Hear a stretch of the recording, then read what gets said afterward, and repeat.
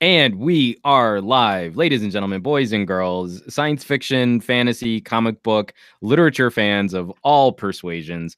Welcome to another episode of the Geek Book Club, the club which geeks read books and then talks about them on the monthly.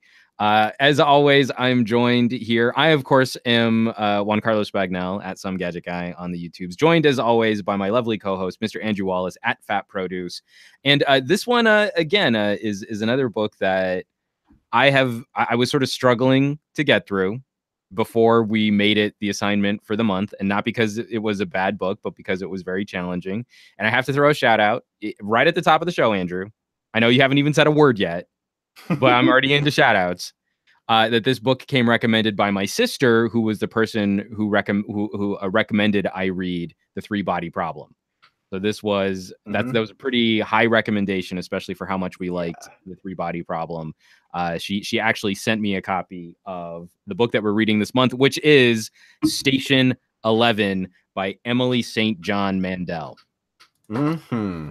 So you also read it through the paper version of the book. You didn't go ebook for this? No. Yeah, it was really good actually. Well, there was a couple of points where I make a chapter or two where I listened because I was like walking someplace, but I had the book in my pocket. So once I got to my destination, I went back into it. But yeah, it was just I really enjoyed this book. It is for those who might be interested in Station 11.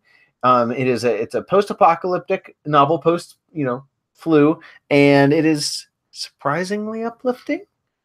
Well, I think we're going to get into that. I think we're going to have some conversations because this book is all about the feels. There are a lot of feelers in this book, and I found myself regularly having to put the book down just to sort of sort out my feels about what the book was doing to me in that moment with family and success. And it's if you've ever wondered what would happen to, I don't know, a Shakespearean theater troupe 10, 15 years after a super flu had wiped out 99% of the human population, this is the book that finally answers that question, that burning question that none of us had ever managed to get solved in any other piece of post-apocalyptic fiction. Zombie outbreaks, other super flus like The Stand, The Road. If you just wanted way more nihilism, this is not the book for you. This is the book that's going to make you hopeful and sad and make you analyze your mortality and consider your regrets, and then also still manage to find uplifting moments to make you think like, hey, well, that wouldn't be so bad. Right. Yeah. I mean, I found myself re-examining my backup plan in case the apocalypse happens a couple of different times, while I was reading this book. Well, I think like a good dystopian or good post-apocalyptic story should make you kind of look through, again, any piece of literature like this. I mean, you want to have that like, well, what would I do during a zombie outbreak? And that was somewhat the most fun of reading like a Max Brooks, like a World War Z, is it's told from that perspective, survivors, and it makes you really think like, well, could I have survived this, or what would I have done? Station 11 I didn't find myself playing that game as often. This book plays with time in such a fun way that the passages of the book that take place before the super flu has wiped out humanity feel very much like they would be in keeping with modern day. This book was written or was published in 2014, so it's not too far removed from our current zeitgeist of modern technology and modern civilization. And so Emily St. John Mandel writes with such a passionate prose that those moments of our time, of the year 2014, of that time period, feels like a memorial, and we're just sort of accepting the post-flu world. And so I wasn't like, oh, how would I have survived, or what could I have done in this situation, or anything. We're following a band of performers that they call themselves the Symphony, as they go from town to town to town on horseback and pulling old busted 4x4 trucks as trailers, repurposing old elements of the previous world, of the world of technology in a world that is now like kind of thrown back into the bubonic Medieval. plague era of Shakespeare's time. That's you have candles and there is no more electricity, and there are gas has long since expired because gas only sticks around for a couple years and where it can still be usable. And so that world was so richly described that I kind of was on board. Like, oh, okay, well, I'm just along with the survivors, so okay, I'm over that hump. Now let's tell me a story about relationships and people and how to do more than just survive the apocalypse. Mm-hmm. Well, and I mean, they use a quote from Star Trek, which caught my eye. I knew you were gonna lead with the Star Trek quote. Oh, of course. Well, it's mentioned several times. Well, it's from an episode of Voyager, where survival is insufficient, and it's a very apt quote for this novel, because this is that's basically the question that they pose to you is, well, not necessarily a question, but just is survival alone sufficient? And that's something that I think this book really handled well in asking that question and leaving us up for the answer. So it was very satisfying in that sense. Also, the world building was, well, it's interesting. The world collapse, like the world post the flu, the world building was really quite good. Like, I was thinking about it because they're trying to scavenge and find resin for their bows, for their violins, or I played trombone, and I'm just thinking, God, where would I find slide oil for this thing?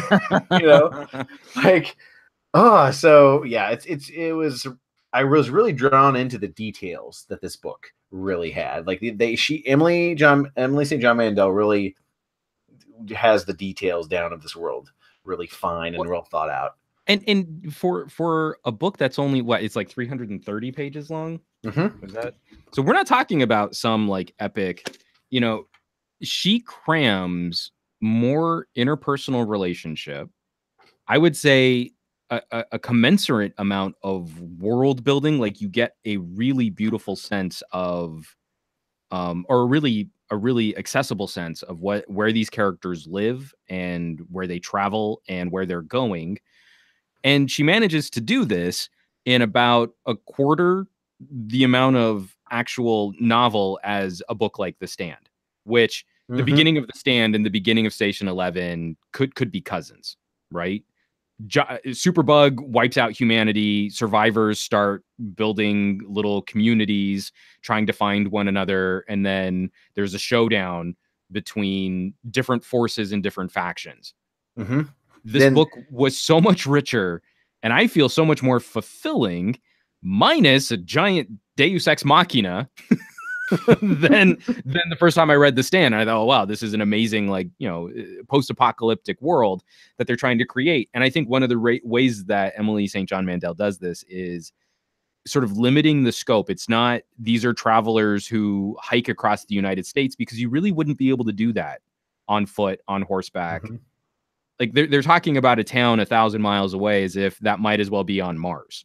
In this world, the descriptions and the richness of that kind of attention to detail. You would think that would feel limiting, but again, she's given herself rules, and unlike some of my least favorite movie producers, she doesn't break those rules. There's no magic bullet. There's no spirituality which is unexplained to come and save the day in the end.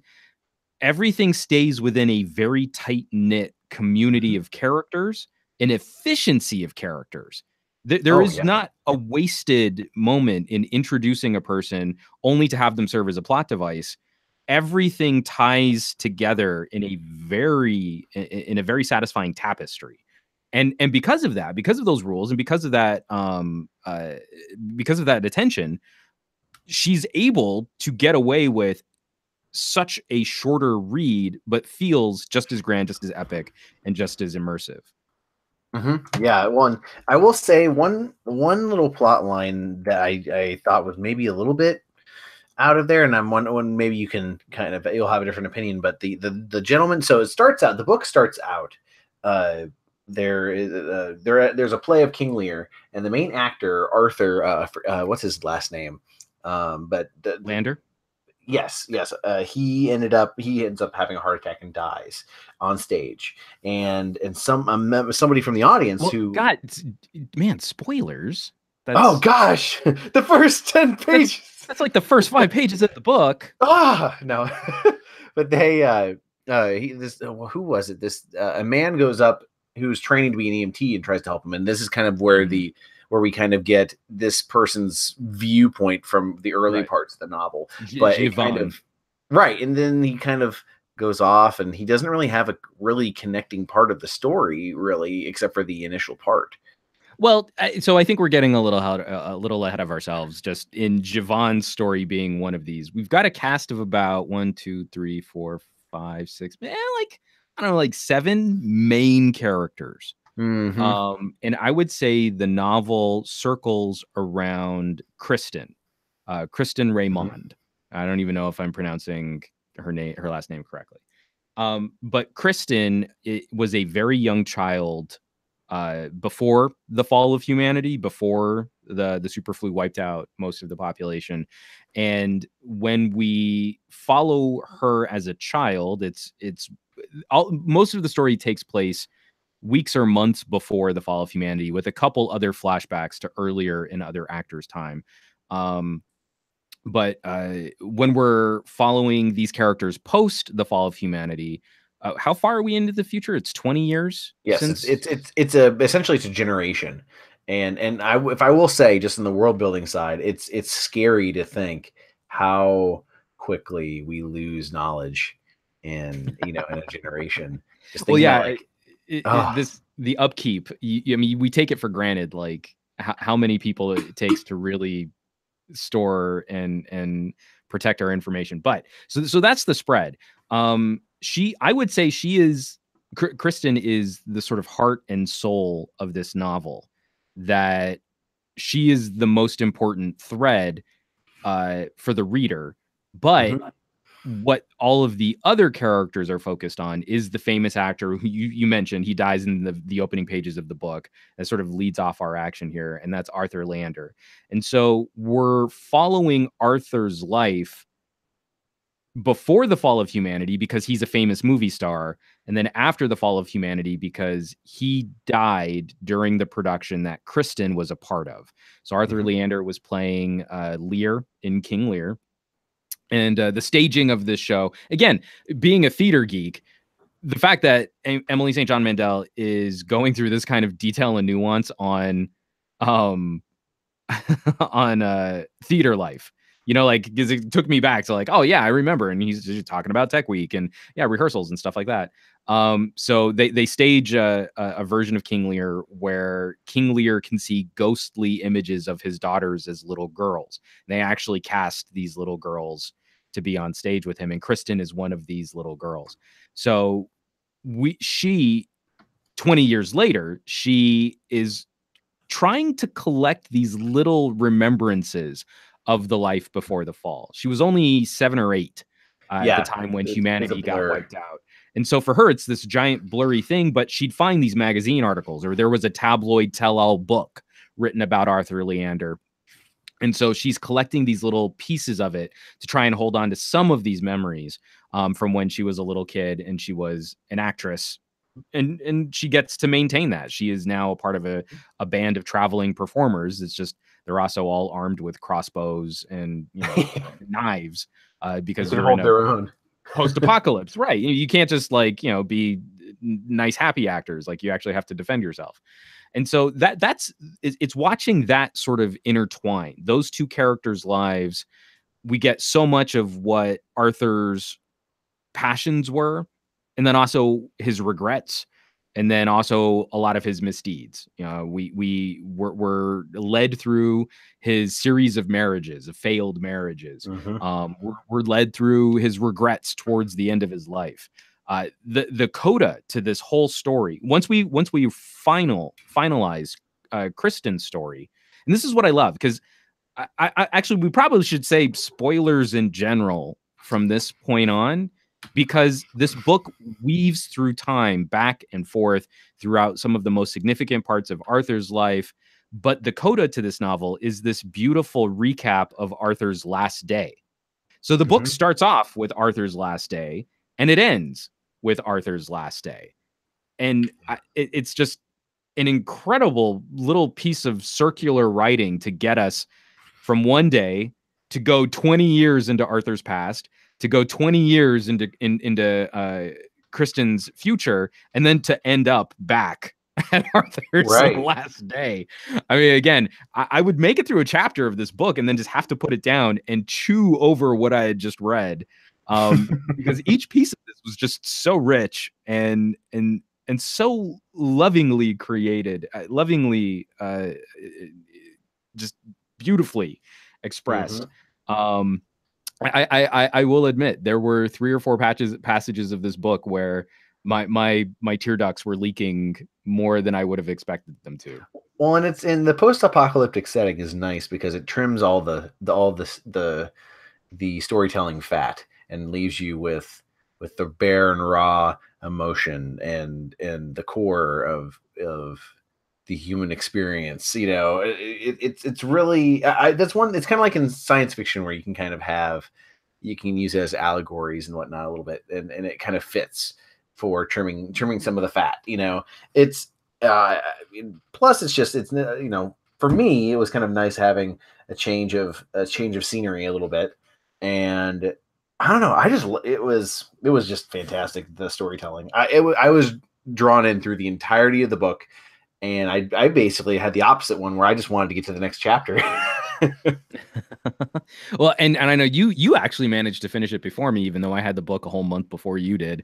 Or I'd gone back to I mean, yeah. So the we kick off with Arthur's last day on stage playing Lear, and then we do go back through his life and relationships and his best friend, who there's always this little hint or specter that maybe in another life or maybe in another time, Arthur and Clark might have been more than just friends. That Clark was definitely romantically attracted to other men, but that Arthur seemed to really be mostly attracted to himself and the trappings of becoming a successful performer.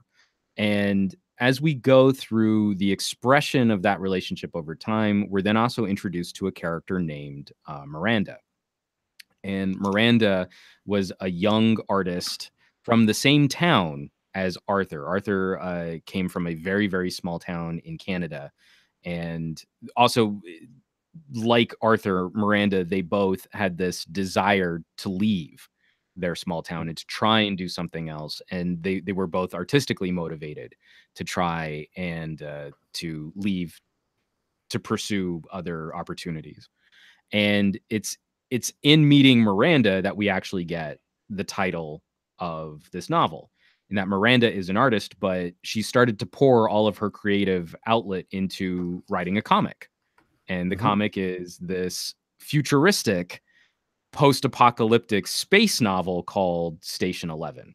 See, I was going to say it made me think of Space 1999, you know? Oh yeah. No, basically the same premise. Well, but that's just it. Is this book is not afraid to draw parallels to popular media. I mean, again, part of one of the major quotes the symphony is using painted on the sides of their trucks is a quote from Star Trek Voyager.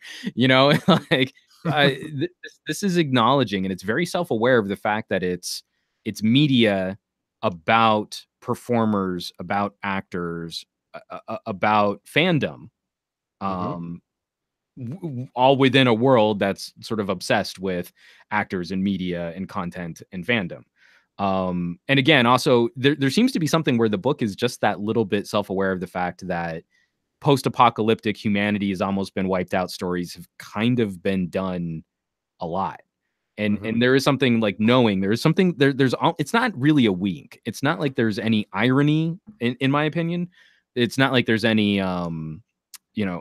self-awareness that distracts from the story. But I get the sense that the author was really trying to say, like, this formula has gotten a bit tired, and there are only so many times we can revisit outright abject depression like The Road. There are only so many times we can reboot zombies without doing something interesting or going back to a source. We can come up with something fresh. And why not? You know, we're so obsessed with celebrity in our current culture. Would any of that stick in a Right. world without the internet, a world without TV, a world without radio?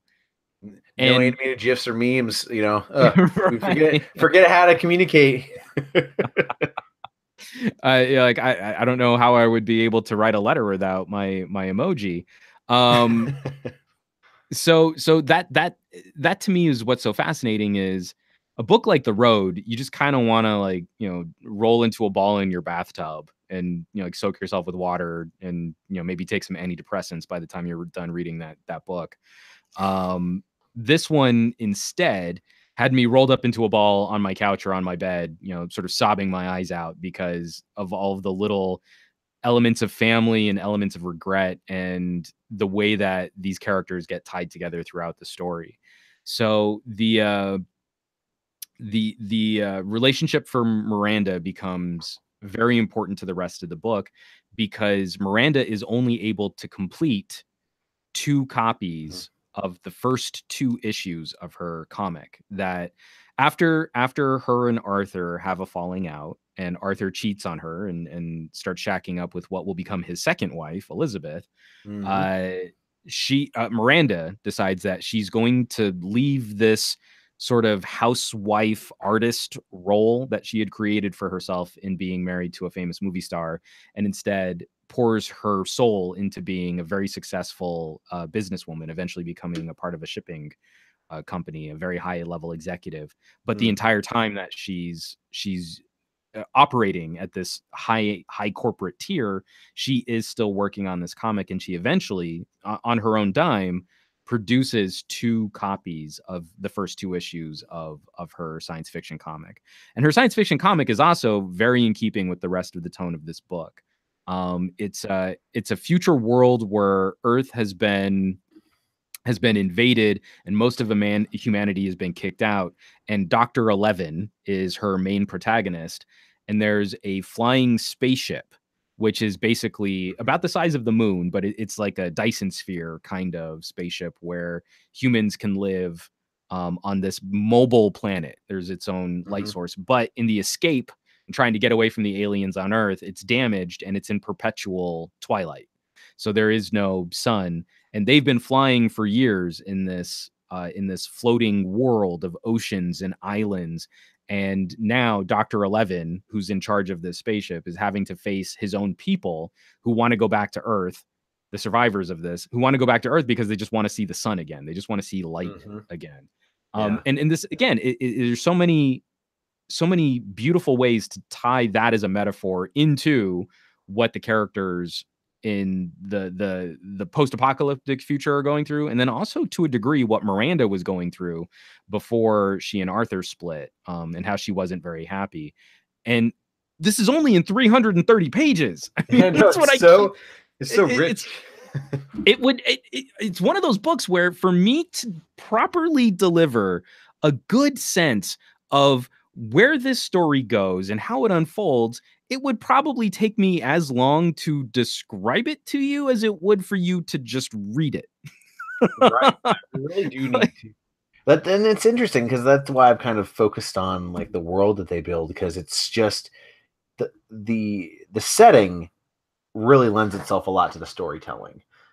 You know, like for example, this is the only post-apocalyptic book I've read that has really had a really good sense of, well, one, the fact that it's not any sort of out there apocalypse, like it's just a flu, like it makes it more scary and more real, combined with also the fact that we got to see through different characters' points of view the process of the world ending. That, you know, usually in these stories it's either already happened or they don't really show the process in detail, like about how one little bit I loved that stuck out to me was the fact that they'd have the news stations became more local and more local, and then they just have whoever in front of, like the janitor in front, and then eventually just the cameras were just going and no one was there until either the power went out or somebody went and turned off the cameras, and then It's gone. It's gone. And it was it was those big moments were what stood out for me, especially like in the kind of the middle section there, like where we had kind of a break from the symphony, the traveling symphony, and but yeah, it was great. And also speaking of the symphony, one little detail that I loved was they'd have like the first and second trumpets or the seventh guitar, but like these. It was very loose because people who died, they didn't like move the numbers. So they'd have like, a seventh and a third guitar, and that's it. It was, it's just these little things that really made this book shine for me with that supplement for the storytelling. What I loved about that were some of the members of the symphony were trying to hold on to some pieces of their former life. And those were the characters that still had names. Like Kristen still had a name, and there were parts of Kristen's personality that were all about trying to collect these pieces of her former life, not necessarily to to try and overly romanticize them, but just like that passion of memory. Like you don't want to let go of something, even if it kind of hurts to remember it. But then there were other characters in the symphony who were only described, like the clarinet.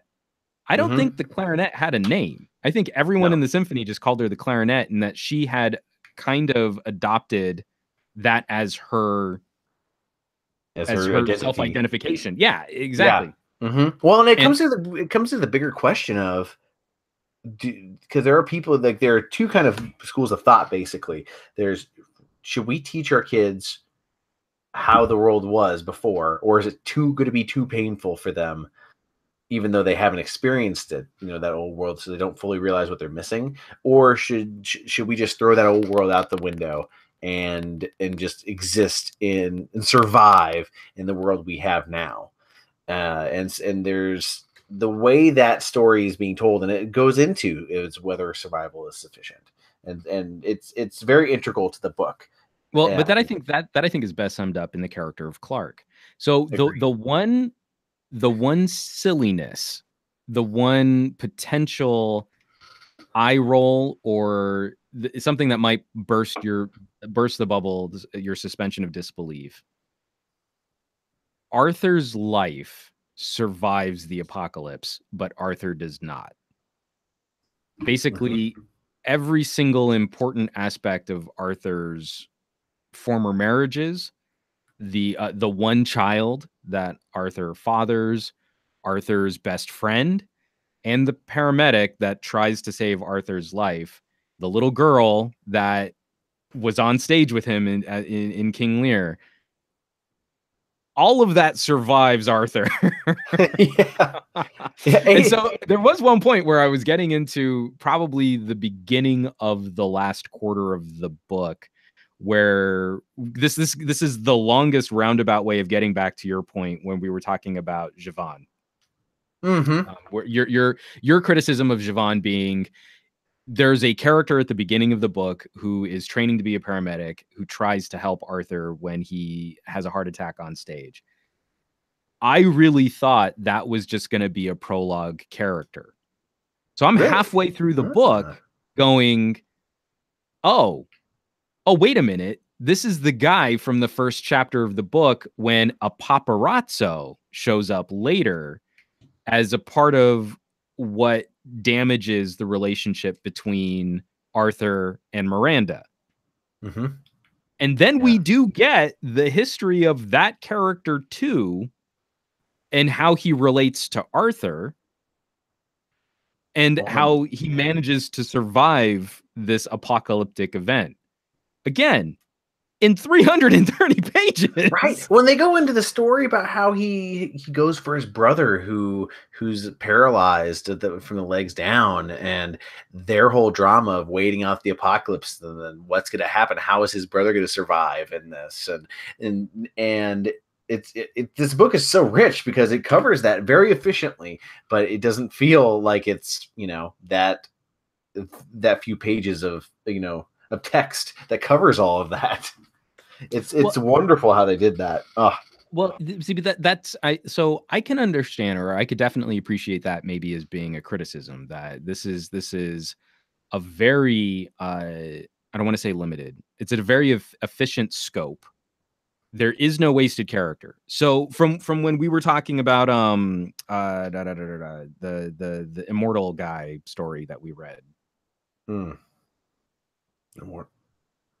Oh no. Remember the man from Earth? Is that what it Oh yeah, was? yes, the Yeah. man from Earth. Yes. Okay. So that was a play. Yes. That was a play with like 6 characters all on stage.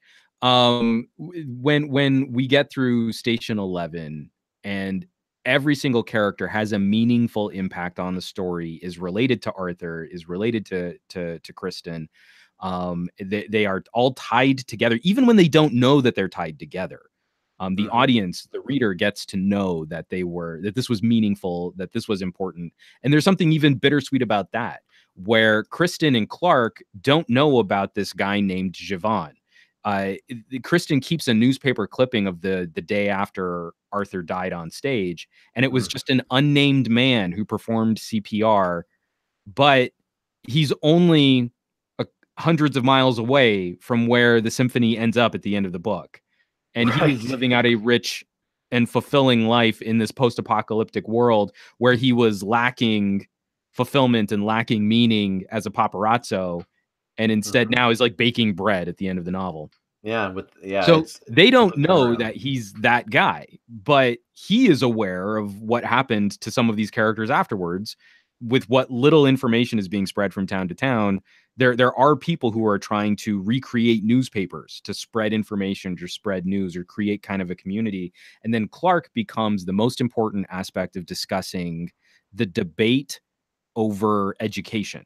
And Clark's passion post-apocalypse is to create a museum, is to try Oh and yeah. take all of these things that humanity had, and to try to preserve them, and to try to showcase them.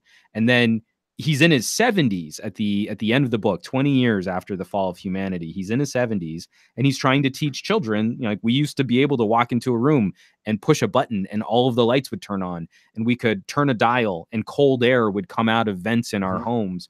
And it's a passion of his, even though other members of his community think that this might be unfair, that kids are going to hear about this and they get upset. Well, why don't I get to have that? Or why can't we do that again? Or where did all of that go? What did you do? Old Yeah, people, right. what did you do? Well, that whole section in the airport, that whole section of the book was had a lot of really thought provoking moments. Well, Andrew, I think you should tell the people what is the significance of the airport. Yes, you're absolutely right. The airport. So Clark ends up at there's an international airport that they all kind of meet there, and they end up essentially waiting out the apocalypse there and creating a community in this airport. It's people who are also there are Elizabeth, Arthur's second wife, and his daughter with her, not daughter, I'm sorry, son, Tyler, and you get to see kind of the mental breakdown of a lot of the people who are living in this community, because also a lot of these people are people who are visiting, who are from outside of the country, who don't even speak English. And so like it in just wonderful little bits where this plane lands and they see this plane taxiing and not being near the terminal, and no one gets out of the plane, and it dawns on the reader that, oh, the flu is in that plane, and they're quarantining it, and then it's there for 20 years, And it doesn't. No one goes inside it. No one goes inside it. It's just entombed, and it's just like, it's taunting everyone who lives there, for 20 years of seeing this. There, it's and gosh, there's one thing I love as well, is the fact that there's a pilot there who's just like, screw it, I'm just gonna take my plane and we're just gonna fly to LA, but knowing that they probably aren't going to survive the trip, most likely. Free tickets. So right, this is the cheapest flight you'll ever get to LA, but you'll probably die. Yeah. Yeah. Well, and it was great seeing that, because like, they talk about, because earlier in the novel, the traveling symphony comes across this community that has this prophet who is if you've ever heard the terms prophet and post-apocalyptia, they're never usually a good combination. It's quite often a bad combo. And they had Yes. left 2 members of the symphony in this town. It was like 2 years, a year before or something like that, because that couple, they were ostensibly married in the version of marriage that you would have in this kind of society, but she was going into labor and they needed to be able to just stay put for some period of time. So the traveling symphony said, we'll come back for you in a year. And when they came back, those 2 people were missing, and the town had been taken over by this religious cult, this religious zealot who was basically collecting wives and telling people that he was the light and the way and the future. And that now starts off a whole new series of action where the symphony is trying to find their missing members. Yes. And it's worth noting that the prophet is also someone who's young enough where he grew up in this world for the most part. And yeah, he's very close in age to Kristen, just a little younger. Those couple of years difference between Kristen being able to remember just a little bit more of the world before, and of the prophet being too young to remember any of that world, to being able to remember that world as well. Well, well, and the other thing too is Kristen has this year that she's missing. That right during, basically the first year after the apocalypse is missing in her mind. She doesn't remember any of it, as opposed to the prophet, who has intimate knowledge of that loss, when he was during that point. And so it's a very good juxtaposition between these 2 characters. Yeah. They become very interesting counterpoints to each other in this future showdown, and that's what I like. I keep coming back, and I know I'm making a joke out of it, but I keep marveling at how much story we got in 330 pages that, if we were to try and put this on AMC, they would probably try and stretch it to like 9 seasons of television, and that would at least 15. I mean, every time you try and give The Walking Dead a chance again, and you're like, I can't believe you're marking more time than a whole season of Dragon Ball Z. This is ridiculous. That is it's so satisfying that the book doesn't descend into thriller on the rails, prophet versus these people. I'm going to hole up in a prison, then run over you with a tank, and then shoot you, and then zombies, and then all of this catastrophic action in place of plot. There is one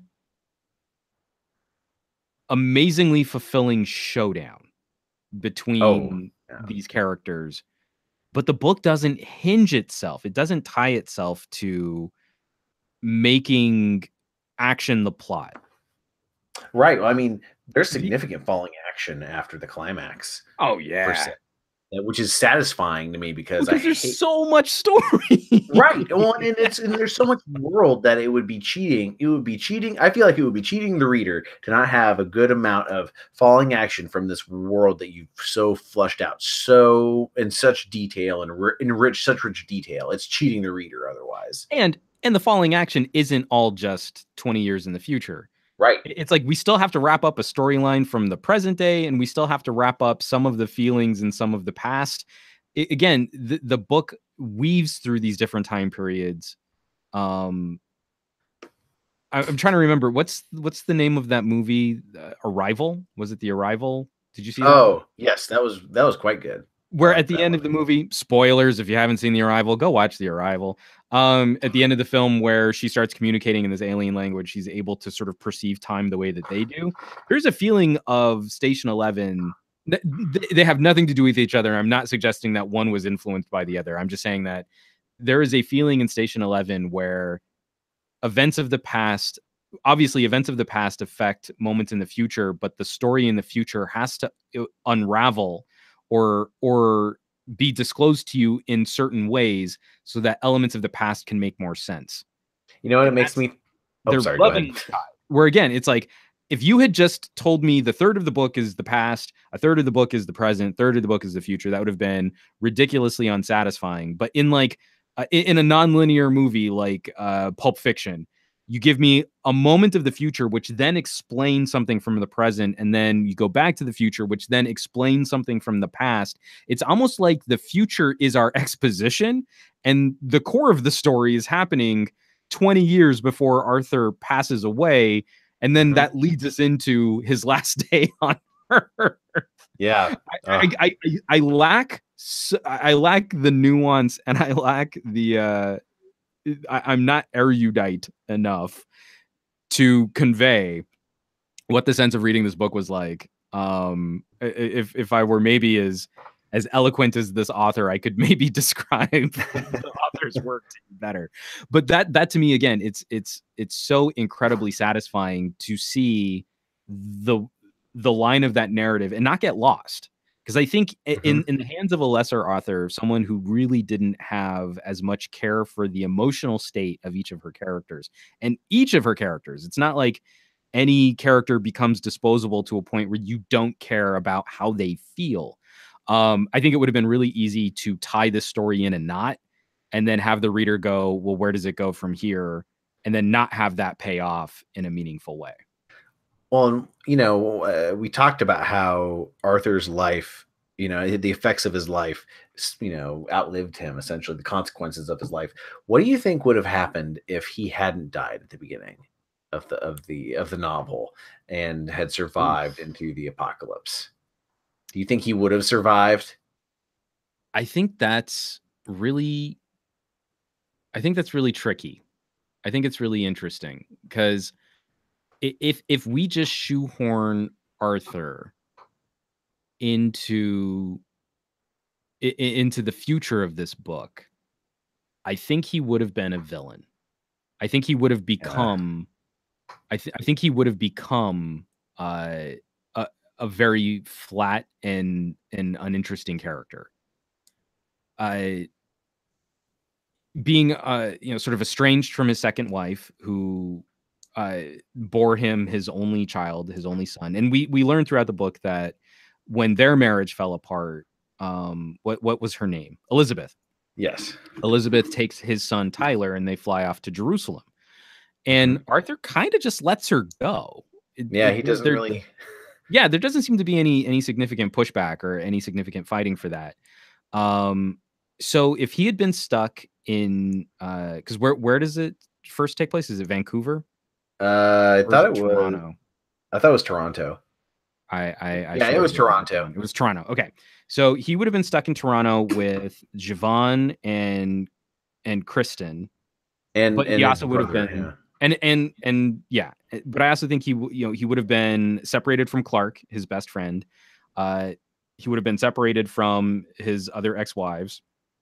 He kind of had a thing for the young woman who was sort of the on-set school teacher for the little girls in the stage play, but we learned she dies like a week after this flu. Right, we learned a lot of people when a lot of random people die in this. Oh man! One thing, do you think that if he had ended up at the airport, do you think he could have Well, do you think he could have changed what happens to his son? That's a very loaded question because I didn't know if we were going to talk about that. Well, I'm not saying what happens to him, but do you think he could have? I kind of feel like you just did the. I'm not going to tell you what it is, but there's a major twist at the end of this movie thing. Which who knows? Yeah. Well, it's like, do you think he could have had a more positive effect on everyone around? Okay, so now that becomes an even bigger get because. Right. Clark and Elizabeth and Tyler are a part of that airport community, which then becomes the home of the Museum of Civilization that Clark creates. That was in my brain. I thought that was too far away from Toronto for that to for what you're saying to in the context of the story. But I think if they had all been together, then if he had been with Clark and Elizabeth and Tyler, then I think Arthur would have turned his life around. And I think we see in the book Arthur interested in becoming a better man. Yeah. Right? Again, at the end of this book, we get so many glimpses of fulfillment and regret. of characters who were unhappy and found a new place, a new home, a new life, and then characters who should have been happy, who had all of the trappings of modern success, but lived lives full of regret and lived lives full unfulfilled, and maybe even fulfilled if only for a moment. The moment that really made me put the book down for a couple days, what and this is a major spoiler.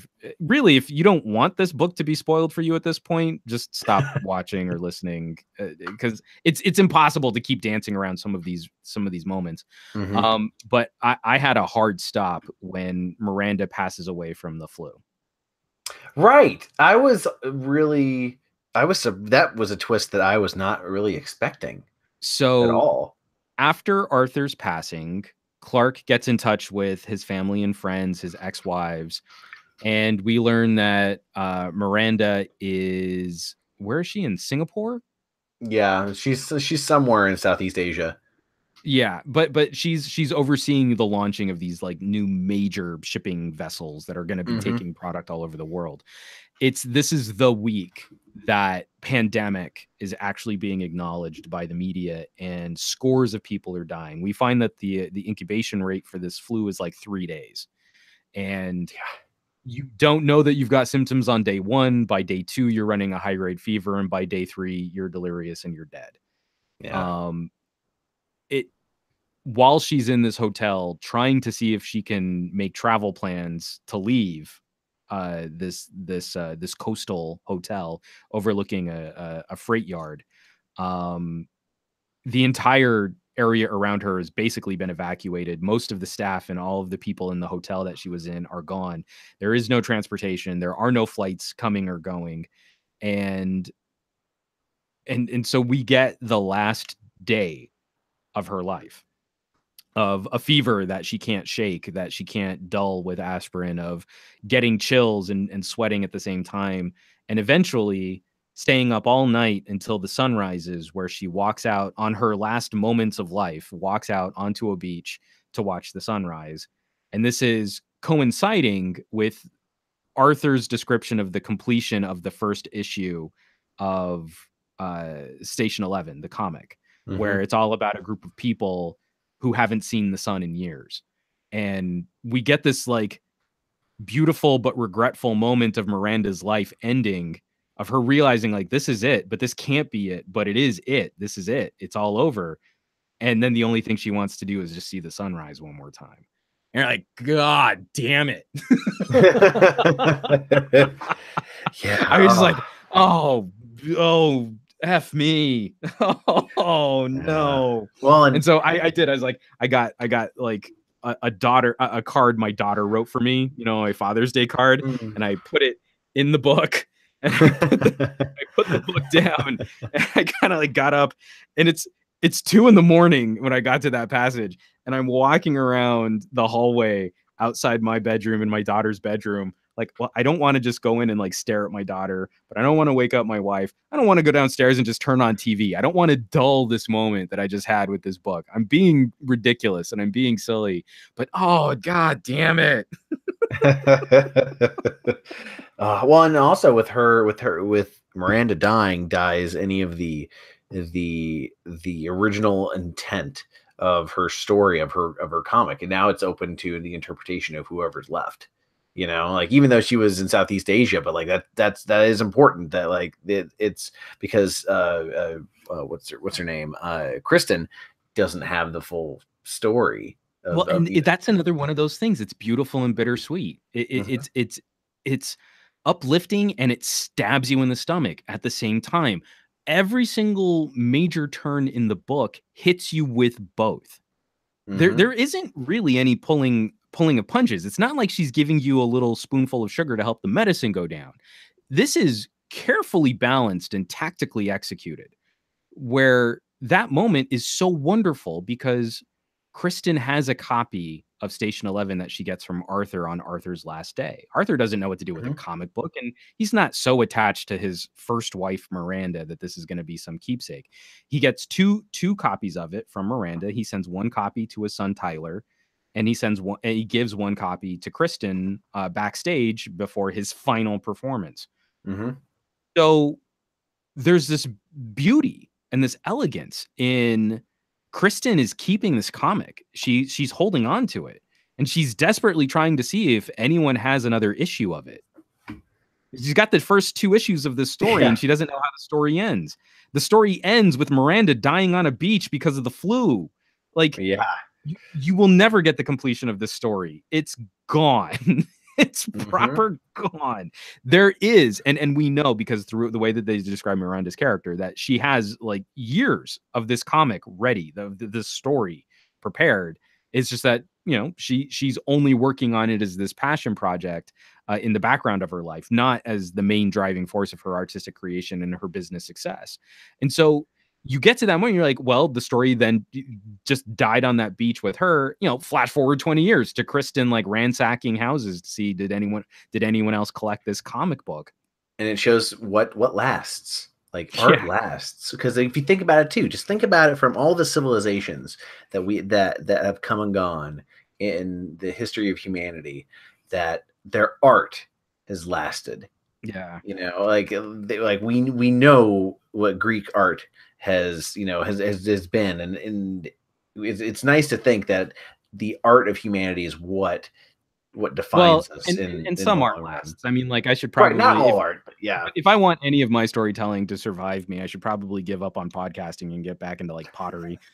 But because that's that same token, I mean, I loved those little moments of certain types of cultural phenomenon making it through the outbreak, of making it through the decimation of the human species.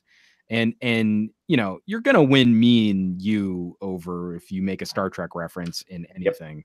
Gets a little Enterprise. Well, that's just it. I was gonna say, so one of the members of this traveling symphony is a character by the name of August. And he and Kirsten, it's not Kristen, it's Kirsten. I keep saying Kristen. He and Kirsten are on patrol together when they get separated from the symphony. Again, in 330 pages, they also have an on the run part of the storyline where they're separated from the symphony. And then the prophet shows up. This is ridiculous. But one of the things they do is they come across this old farmhouse that hadn't been ransacked, that hadn't been looted, and in one of the children's rooms, the child's room, this moment where it's like they come in the master bedroom and it's a husband and wife corpse in this bed together, and you're like, oh well, that's kind of sweet, you know, they had their last moments together. And then they go to a child's room and the child is in his own bed by himself. And you're like, what? Oh, see, now less sweet. Why wasn't the child in bed with them? Or what happened? Well, yeah, because they're like, well, did the parents die first? Right. Did the kid go first? Oh, no, and it's like, now. Oh man, that's awful. Yeah, just thinking of like it just went from sweet to awful in half a paragraph. Yeah. In that room, August finds a tiny little die-cast model Enterprise, and that's what he takes with him, as again in remembering this family, and then also in some little piece of his culture from before this world had fallen, and that will live on. A tiny little Starship Enterprise will live on, and I kind of got that sense, you know, these were storytellers, these were artists, these were people who cared about sharing information, even if that information was Shakespeare, because they performed Shakespearean plays from town to town to town. But, you know, they were also talking about them retelling episodes of Star Trek. Right. Yeah. So that became a part of their oral tradition. That became a part of their oral history, was recounting a piece of fiction, just like you would recount Hamlet. Hamlet would be a piece of culture, a piece of literature, which would survive massive decimation of our species. Just for all of the copies of the complete works of Shakespeare, I have 4 in my house. But so much Star Trek, you know, like playing for the masses, bread and circuses. You know, like you would carry some memory of that as a cultural phenomenon into this next world, into this new world of this new dark age. If anything, just for the hopefulness of remembering a happier day. Well, and it's kind of like with the Odyssey and the Iliad, how there were more works that have been lost, but who knows? Maybe those other works might have been not as good. Who knows? But they that's why didn't they're lost. To survive. Take that, Star Trek Enterprise. Yeah, the animated series is wiped from existence. Oh no, not the animated series. Unofficial season 3 of Star Trek. No. Oh yeah, but no, it's interesting though to see what. It's interesting to think about what from our world would translate, still work. With stuff like Star Trek, with its message, like it transcends a lot of things. But it'd be interesting to see what other things that are in our primarily digital world would still carry over, and for how long they'd carry. Well, that's one of the things I really love about this book, not pulling any punches. Anyone who believes in digital, no. After a couple years, all of that stuff is gone.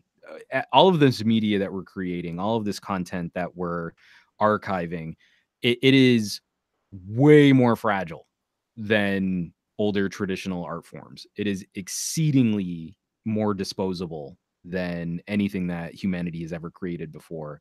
And that's why I have such huge respect for things like archive.org, an entire website that's trying to archive the internet. But when electricity goes, when servers go, when media has been sitting around underpowered for years, it'll evaporate. Film reels will still survive for a significantly longer period of time. Paintings will survive for a significantly longer period of time. Cuneiform clay tablets will survive for a much longer period of time. Brickwork will survive. Sculpture will survive. Unfortunately, for as much as I love doing the show with you, Andrew, our podcast will not survive. Well, no. We got to start making records. We'll start making records of the audio transcripts, and then we'll be set. We're gonna start doing our own wax pressings of the Geek. Yes, just so that we know we will survive. Wasn't there someone who did like I forget, was it a religious thing? I want to say it's the Church of Scientology, where they've got like this crazy underground bunker full of recordings or media that's like stamped out on steel. Whoa, really? Yeah, I want to say it's the Scientologists, and so like they're trying to preserve the literature of L. Ron Hubbard, and you're like, okay, for whatever you might feel about that certain collection of people, I do respect that archival, solution, that method, yeah. Giant, that's giant really good. Underground bunkers full of steel printed plates to maintain a continuity of information should anything befall civilization. That is pretty brilliant. Well, like it's I mean, yeah. Well, and as you go into it, there's the whole, they talk about whether we should, because he has, the Museum of Civilization. Well, what's his face? Clark. Yes, thank you. Clark has that, and it's interesting to see like the type of things that they save.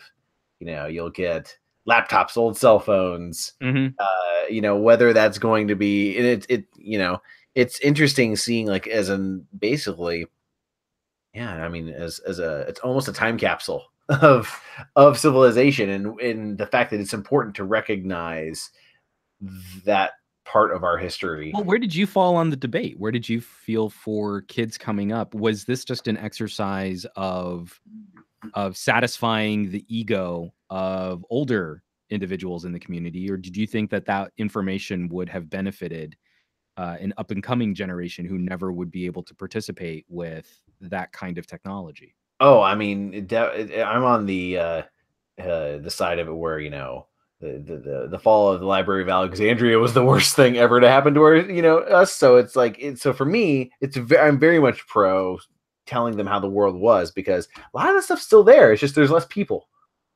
So you know, and so Right. Like, so what is that giant potential. collapsed skyscraper? Well, you see, Right. you used to live in those, and Yeah, you just got to watch out for the plague and the societal side of things, and then you know there's still something there that you could potentially rebuild a society from, that that's better than just the wasteland.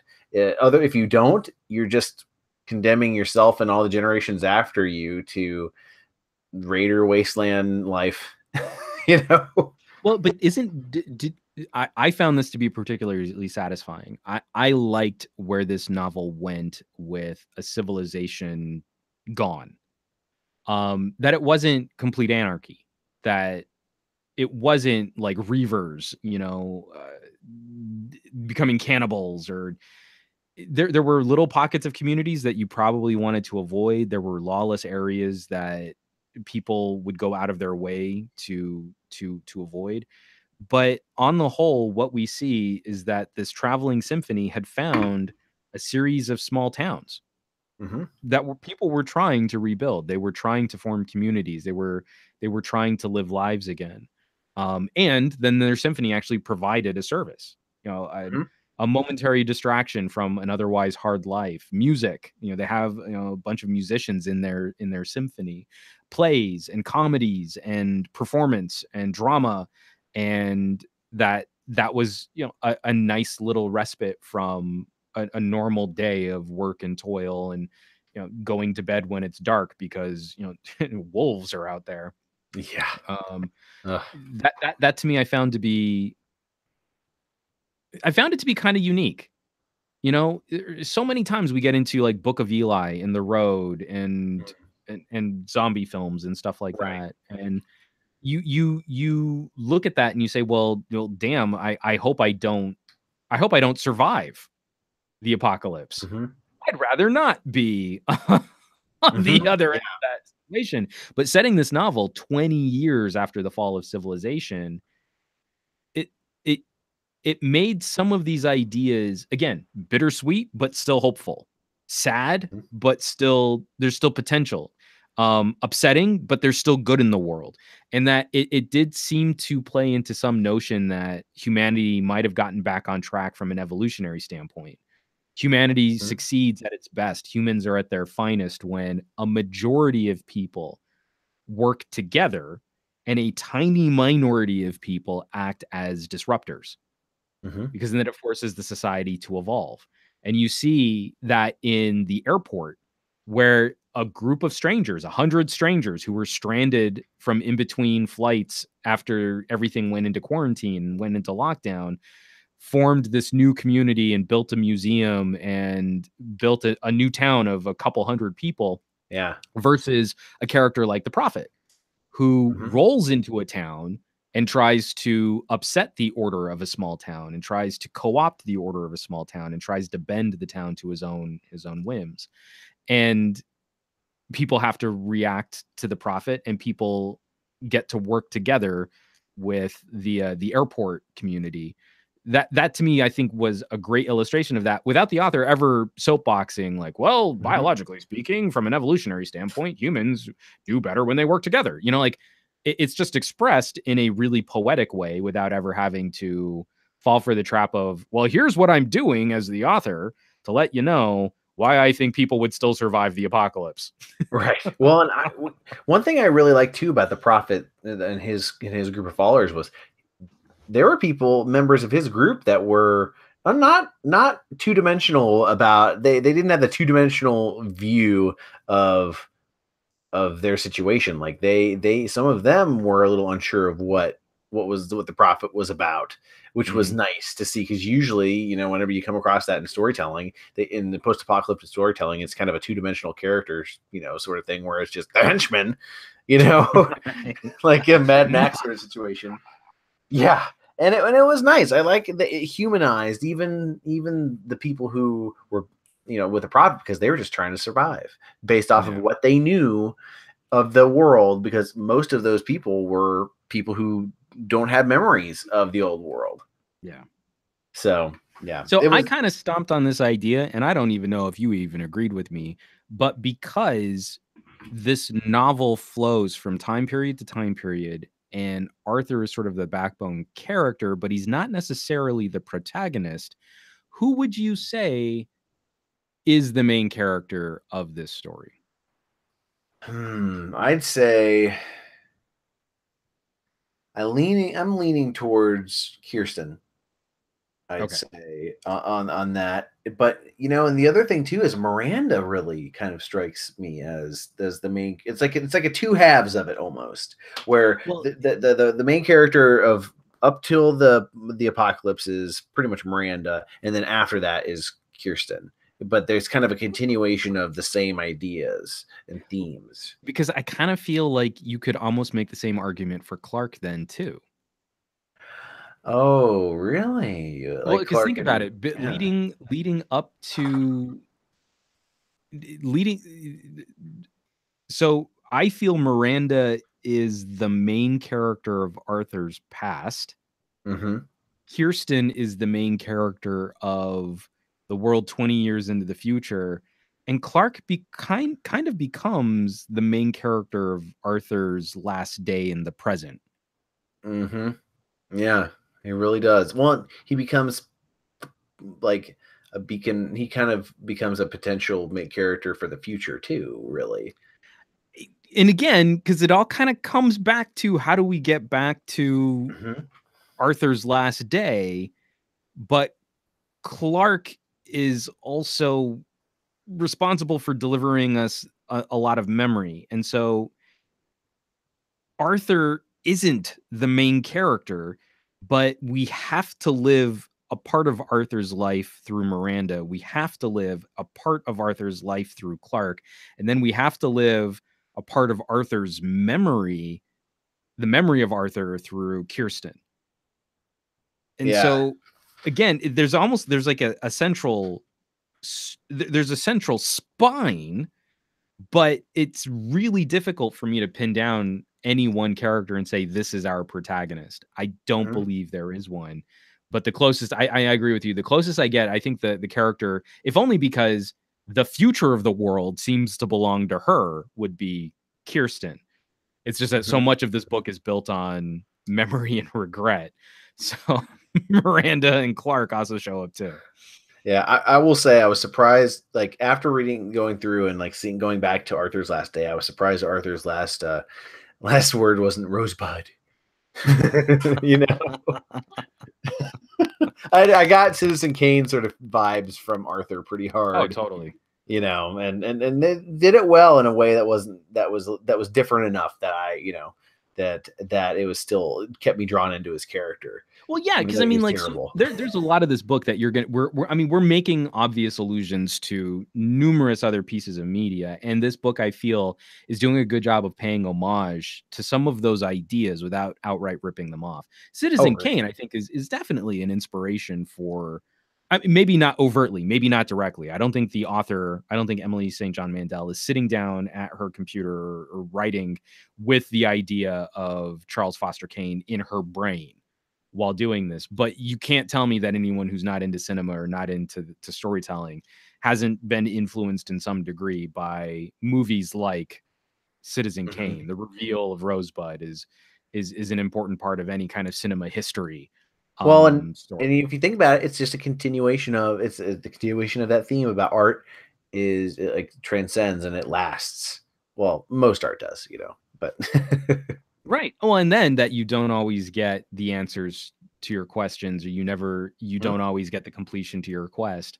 The people who will never know what Rosebud was. I mean, there is something bittersweet about that at the end of Citizen Kane, which ties in directly to the world of Station 11 never getting to see the completion of that comic, of that story, of that adventure. That's dead now. But it's right. not dead because 2 issues live on with Kirsten. I mean, that again, it's absolutely astounding. It's incredible to me what an accomplishment this is in weaving a narrative this rich and this complex. So because of that, I have the Wikipedia up right now. Apparently, there is some talk about doing a film adaptation There's a gentleman by the name of Scott Steindorf, who was a producer on Love in the Time of Cholera and The Human Stain. And apparently they're talking about maybe doing a movie of this. This was a story that I think, when was this? Story that was published back in 2015. So there's probably not a lot of pressure on moving forward on this. But I don't know how you felt about this, but I would absolutely not want to see this as a movie. Agreed. Like, I mean, the way that the structure of all the chapters make me think that it would play out like an episode of Westworld, like as far as like jumping around timelines and stuff, and I don't think that it would be nearly as rich like in content, and they'd have to get like Ridley Scott to direct it to get the level of rich world building that I would like out of this story. And I absolutely would not want Ridley Scott in the charge of the narrative. Yeah, no, right. no, the producer. no, give him a pre-made script, ready to go. And you know who we just signed on to get this thing made? Damon Lindelof. No. Oh God. It's like all the Walking Dead people migrate away from there over to this. Well, I'm sorry, I got to tangent this. I've got to sidetrack this for just a second. You heard Damon Lindelof is behind the Watchmen TV show. Oh, really? Yeah. That apparently has nothing to do with the Watchmen comic book. Because of course, Damon Lindelof would just take the name of an amazing piece of media and then make something completely unrelated to. I didn't even realize the most important comic books of all time. I can't believe, he's this is the first I've heard that he was completely deviating. Well, the thing is, I don't know that he's completely deviating, but so far everything that we've seen leaked out of it and the characters that we've seen come out of it have nothing to do with the characters that are actually in well, and think of it this too, like the film was such a close adaptation to the comic itself, except for the ending. Almost shot for some things. So how can you not change things up? I think the idea was in the right place. Sorry, I don't mean to sidetrack this. I mean, we could probably do a whole podcast on Watchmen. We probably should. We haven't revisited a comic book in a while. But the problem I had with Watchmen was, for as much as they were trying to recreate individual comic book panels, they completely betrayed the spirit of a story of regular people who were vigilantes. Because you get, even in the opening sequence, like, we're smashing human skulls through granite countertops. Yeah. And you're like, they're not superheroes. That would kill that guy. He'd be dead. That would be done. And I feel like the movie kind of had that sensational approach that it would have been any other superhero film. Watchmen should not be a superhero film. Right. No, it shouldn't. Well, and it no more than Station 11 should be a traditional post-apocalyptic film. It shouldn't be. You shouldn't have the cliche. Like it's missing the cliches. The Prophet, I'd say, might be one of those cliches, but they interwove him into the story so well. It would be welcome to have him, but it's too grounded to be the Walking Dead level of post-apocalypse. Right. Really. Well, and you would definitely need to keep it out of the hands of a showrunner who would want to expand the universe or try and draw out several seasons of content. I would really love to see this story produced BBC style, 10-episode miniseries. That would be good. I would like that. Or have HBO behind, or HBO behind doing a miniseries too might be good. Yeah, again, but I mean, what we want to find end. Yeah, exactly. Kind of like Altered Carbon.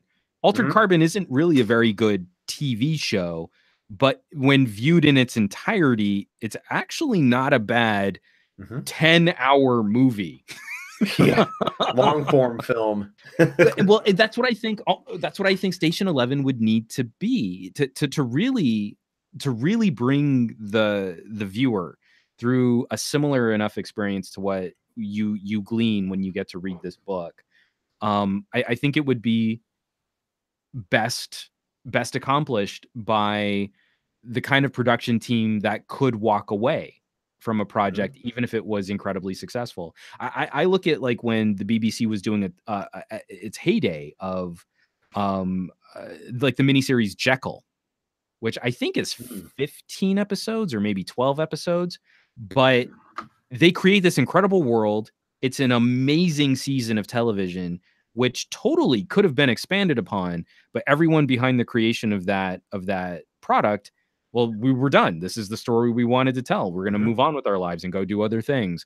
That's the kind of like cut it off when it's done mentality that I don't know that we've got the stomach for here in the United States. Yeah, well, and films in general really don't, unless it's a smaller. I would love to see this on a small, like with a smaller budget. Like I feel like they could get this done really well with the smaller budget, under $100 million, like $100 million, no more. I'd say they could make a good focused story out of this and potentially remain pretty faithful to the book. It just remains to be seen if that's what they're going to do, because we all know Hollywood. Well, but I mean, like the producer, like if we're talking about the human stain, I don't think we're talking about a producer who's got his sights on some sort of glitzy that's good. payday. You know, like Human Stain was a pretty intimate affair, and I feel like that's the right approach. If you were to try and turn this into a 2-hour film, I don't see how you could really accomplish this in 2 hours or in 3 hours.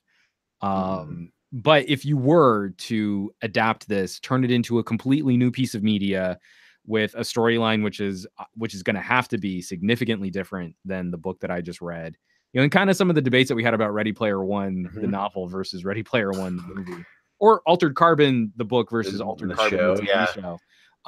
At least a producer like Scott Steindorf, I think, would be coming from the right perspective and how to accomplish this and not compromise it overly to try and get a bigger budget or flashier output for it. Yeah, it's yeah. I mean, I'd be interested to see the cinematography from it, because it's just this book has a distinct style to it that I would be interested to see how that would translate to the visual media within cinematography and whatnot, and just how they layer the timelines together in a visual way that's not completely disorienting for the audience. Well, because I'm only about halfway through. I'm going back and rewatching it because I started it, then kind of fell off, and then I want to get back into it again. But did you watch The Handmaid's Tale? I have not, actually. Okay. So I mean, if anything, just to catch like the first episode or two, I think there's something really interesting about the way that they play flashbacks in The Handmaid's Tale, which could be something that you could utilize in a story like Station 11, where we get glimpses of this world before it becomes this crazy authoritarian dictatorship. But you know, the core of the story is taking place in a futuristic, terrible, post-apocalyptic United States. There's some parallels there and some interesting, like to what you were saying, some really interesting things that they do with the cinematography, you know, color palettes that we're right up to the fall of, you know, sort of a free society, and then watching as we get pushed over the edge and how people become complicit in that. I think there's something that you could really do if you have the time to dedicate to the story. Again, if you had like a season of Westworld production behind this book, then you would have your story in 3 pieces. A very specific art direction and color palette for Arthur's youth, a very specific color palette and art direction, a different feel for modern day society, just right up to and then shortly after the fall of civilization. And then I would think that the 20 years after the fall of civilization would actually be the warmest and the prettiest. You know, lush fields and homes overgrown with vines and flowers and warmer light and dark, contrastier night shots because there is no light pollution. And like, I think that would actually become the romantic look, would be the future apocalyptic. Almost. Exactly. Yeah. Because there's those little moments where they're describing a fallen neighborhood. You know, most of the roofs had been collapsed by fallen trees, but planters that just used to have a couple little flowers of them have exploded are overgrown and are reclaiming the buildings that they were attached to. I think there's something so you could do something so warm with the look of that world that you could, in a way, make the argument that we're supposed to want to live in the future, not in the technologically driven present. Well, and technologically and just very superficial present, where what matters in the future, and it's just you keep what matters close to you because you don't take it for granted as much as you did back in the pre-dystopian world. And that everything that we're currently so fixated on right now is completely meaningless and disposable. So thanks, Emily St. John. We suck. Yeah, it's like my problems with any franchises my beloved franchises that we've had for the past like decade don't even matter. Don't even matter. You know what? You got so cranky about Star Wars, and you wrote a bunch of blogs about it, and no one will care after the apocalypse. Yep. Nobody cares now about any of my ramblings about it. Let me tell you about another smartphone. Nobody cares. How sad would that be? Be like 20 years in the future, post 90% of the human civilization dying off, and then like someone manages to revive like one of my storage drives. How sad would that be? Oh my God, it's amazing. We found this computer. We don't know what's on it. We have this little burst of electricity that we can power this and we can keep it running. And we're just so excited to find out, oh, it's some idiot on a camera talking about a smartphone. And and now we've wasted this opportunity. And but, they'd be like, wait a minute. Why is there a little thing that goes down from the screen? Like a little notch thing. Why would they cut a notch into the display? Yeah, like what's useful right there? Wow, I guess humanity deserved to die off. They were idiots. Oh Lordy. Yeah, all right, so we threw a lot of spoilers in there, but there is so much more to this book than just the plot points. It's how everything fits together. I kind of feel I think we're both in the same place here. This is a book to highly recommend. I don't know how you feel about, like, how would you preface this to one of your friends? Because I'm of the mind that some of the more emotional members of my family and friends, I would say, give yourself a little bit of time to get through this book. Don't just like chow down on what you think is going to be a post-apocalyptic thriller or something like that, or an adventure story.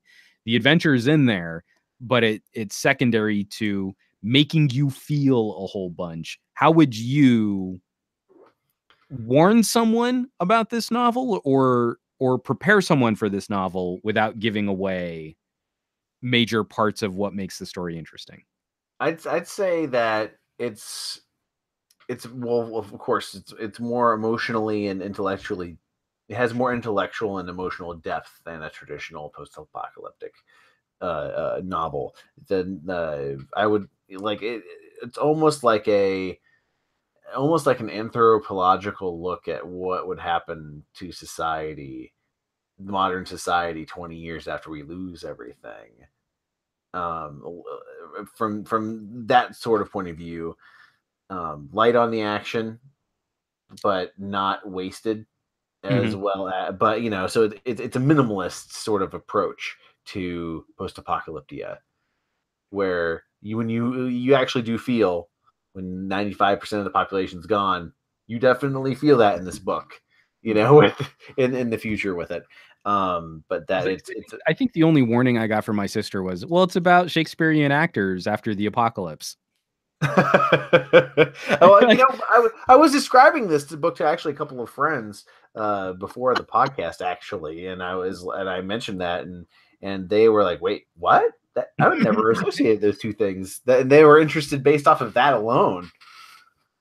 So yeah, I mean, I didn't have to do a whole lot of warning per se, which was actually quite refreshing, and I was feeling quite good about humanity for that. Yeah, I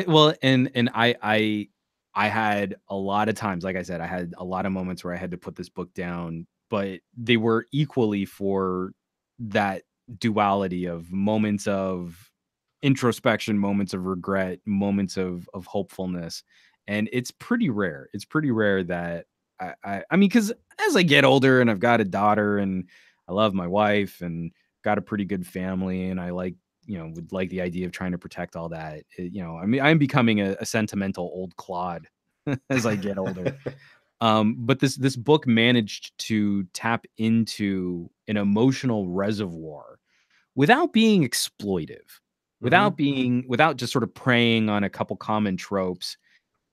You are rewarded for investing in the first third of this book like few other stories I think I've read.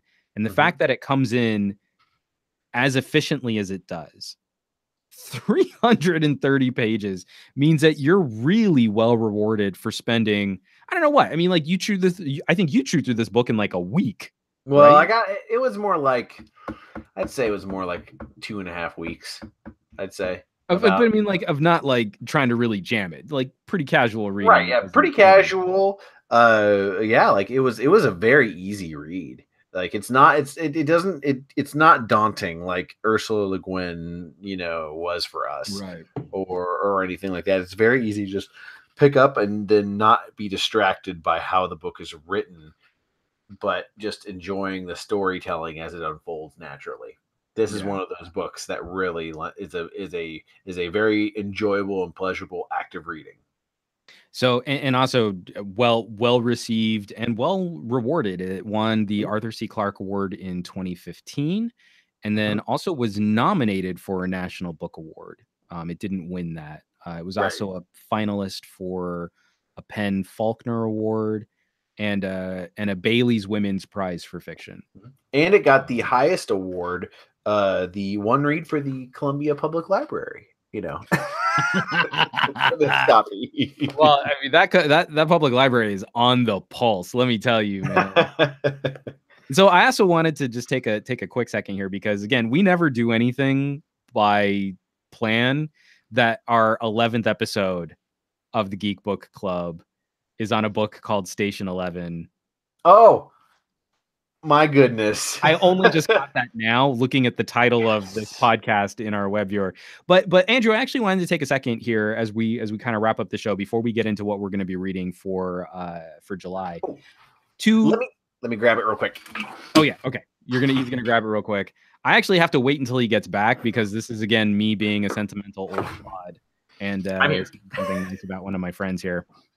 No, I mean, so you're going to tell us about what we're going to read next month. But before we get to that, I actually did want to express something which I feel is kind of important for not only our little podcast, but in just the spirit of Station 11 and, sort of acknowledging friendship and valuing what's important. This is actually our 1-year anniversary of producing our podcast because we started with an episode 0. And so because we started with an episode 0, we did a test podcast just to see if, this is something that we really wanted to do. And now we've gone through 12 books, 1 comic and 11 books. I just wanted to say happy anniversary. And I'm really glad that you've been on this journey with me because I've had so much fun producing the show with you. And I look forward to doing many more of these as we continue to work together. Well, thank you very much. Yeah, this has been a pleasure and a privilege to be able to work on this with you. This has been fantastic. This is like I felt I have grown and I've broadened my horizons since we started this podcast. There are stories that I didn't see myself. Some stories I didn't see myself reading, before we started, and it's been fantastic. I feel like a better holistic person and more cultured person. So thank you. This has absolutely been a pleasure to be on this for a year. I will drink to that, to being a better and more well-rounded geek. Amen. Amen. Or so say we all. So say we all. Huzzah. And so in the interest of being a more well-rounded geek, Andrew, we have actually done a very poor job of tapping into fantasy.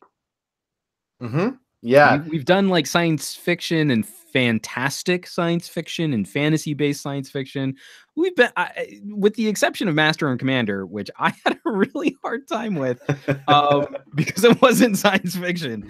We actually haven't done anything in fantasy. So to properly wrap up our episode 12 of the main through line of this show, and to kick off the first episode of our second year of production, can you tell the folks at home watching this or listening to this on the podcast, what are we going to start off with for next month's book? We are going to be reading for July the fantasy novel Barrow by John Deakins. Now, it's a story about this. It takes place in basically he introduces the community of Barrow, and there's this old man with this wizard who kind of controls everyone's lives, and it's an interesting novel that I've never I've heard of, but a lot of people actually. I'd never heard of it. I mean, right? It's very well received apparently too. Which is great. You can make yourself sound cool. You brought this book to my attention, so I had no clue what it was, but then I looked it up, and it is. You're right. It is, for people who have read it. It has been phenomenally well received. Mm-hmm. Absolutely. I never heard of it. It was not on my radar. Well, and the funny thing is, the author. I actually met the author when I was 10 years old. He was he was a high school science teacher in my hometown of Ava, Missouri. I remember my mother was an art teacher there, and both my parents were teachers, and so I would stay after school, while they were grading, between times of going into the dial-up, computer lab and everything. I would go in there and we would talk about science and history, and this, for a couple of years, this was the case, and I didn't realize until later that he had actually written a series based off of the Barrow universe. So this was actually a book that he gave to my mother. So I've been really interested to get in here and dive in and have such a close and personal story, and for our first fantasy novel. So I'm excited to dive in this and see how she goes. I'm very excited, and again, I think it'll be interesting, especially to have that conversation with you once we wrap it up too, because of that familial relationship to the author too. It's one of those things, like, we'll have to see if maybe we can get your mom on the podcast and talk about like, so what was it like working with this author science teacher guy?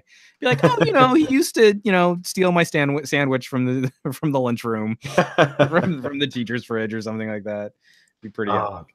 Yeah, it's well, he grew up, and he grew up, went to school in my hometown too, and it's I'm really interested to see, especially just to see kind of a different take and a local take on fantasy. That's something that's something that's close to my heart to kind of to see. So and literally physically close to. Yes.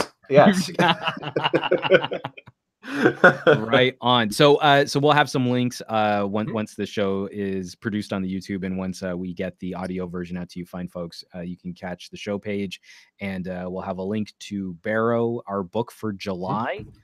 So definitely read on ahead, because you can join us in the live chat. You can talk about these things with us while we're actually producing the show. Folks, I think that's going to do it for our conversation on Station 11. Just the last final plug. Go check it out. Go buy a copy of it. Go pick it up from your local library, and then also help spread the word a little. If you enjoy having long form conversations about books, about literature, you get to join that conversation in real time. You can always hit up the live chat when we do our shows, or if you'd like to talk to us after the fact, you can hit up each of our own personal social media channels. But then you can also find us, the Geek Book Club, on Twitter and Instagram and the Facebooks. Drop us some messages, share some of our episodes with your family and friends who also like to nerd out on good geek literature. And on that note, you can catch Andrew at Fat Produce on Instagram. I of course am humbly at SomeGadgetGuy, and we will catch you next month, the book for July, reading Barrow. So thanks for watching, thanks for listening, and have fun reading some of your favorite geek literature. We'll catch you next month. Be well. See you guys.